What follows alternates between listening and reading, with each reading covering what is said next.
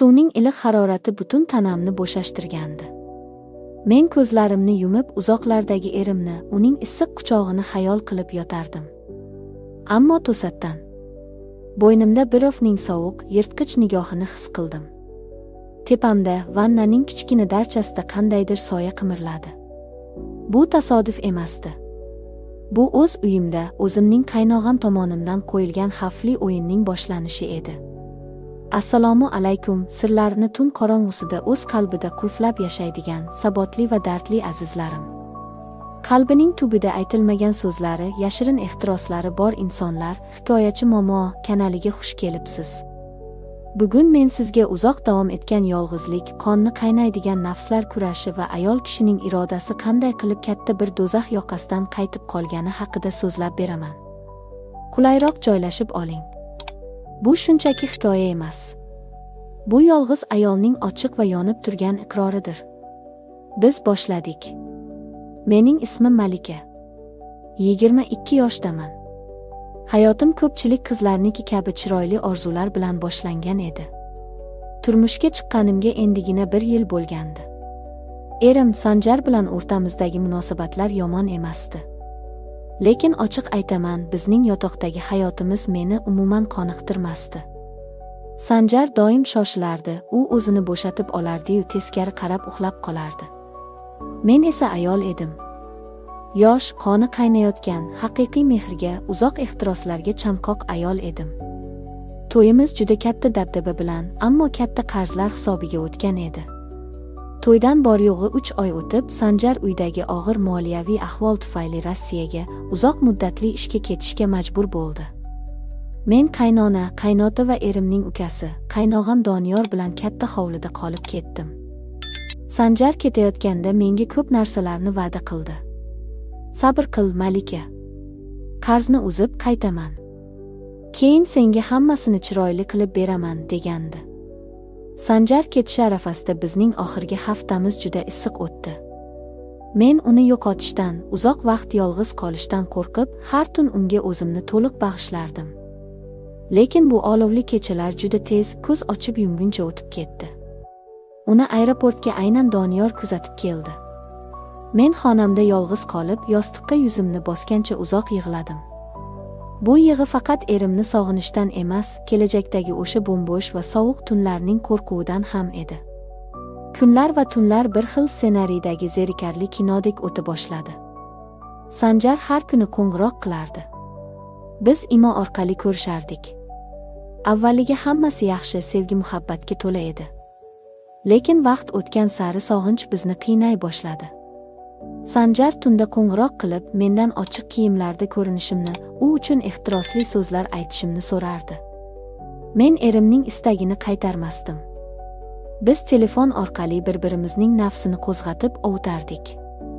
Lekin bu jismoniy yaqinlikning o'rnini hech qachon bosa olmasdi.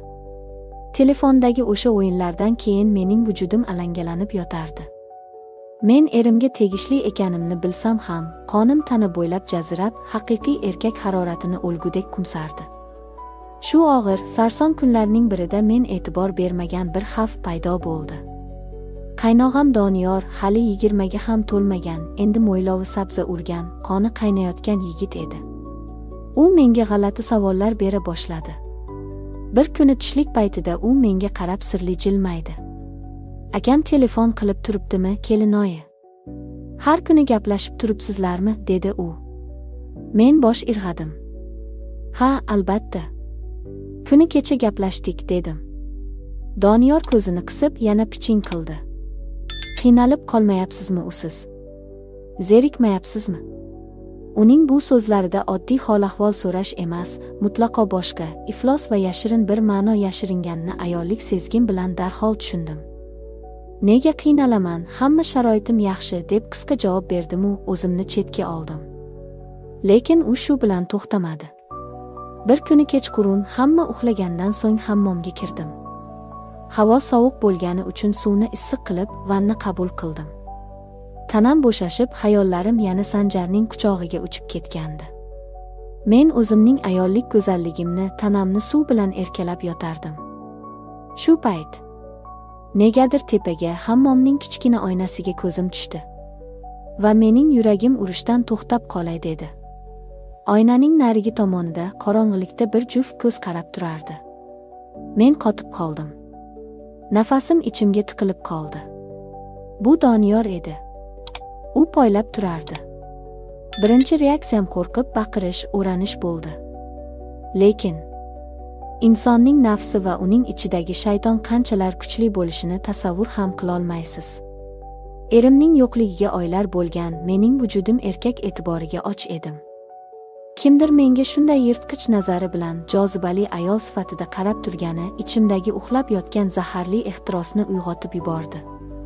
Men bilmaganga oldim. Go'yoki uni ko'rmagandek suvda o'zimni shirin chayqataverdim.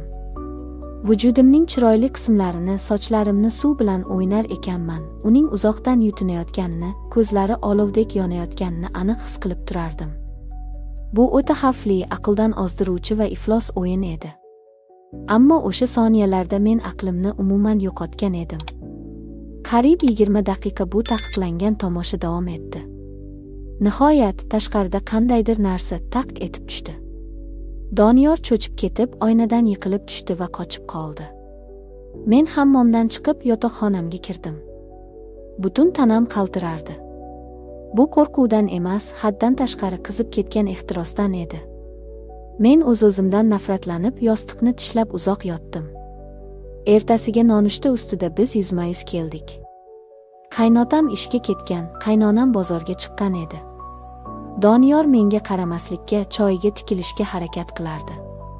Lekin men endi jim turmaslikka qaror qildim. Kechagi iflos ehtiros bugun o'z o'rnini sovuq, uyg'oq aqlga bo'shatgan edi. Nega buncha o'ychan bo'lib qoldingiz, Doniyor, dedim men to'g'ri uning ko'zlariga tikilib. U biroz qizarib ketdi. Shunchaki xayol surib o'tiribman deb ming'irladi. Men stakanni qattiq qo'yib, jiddiy ohangda so'z qotdim. Kechasi vannaning oynasidan poylash qiziqroq edimi? Uning rangi oppoq qog'ozdek bo'lib ketdi. Choyi tomog'iga tiqilib, yo'talib yubordi. U mendan bu qadar ochiq hujumni kutmagan edi. Nimalar deyapsiz kelinoyi, tushunmadim deb o'zini oqlamoqchi bo'ldi u. Men qattiq jilmaydim.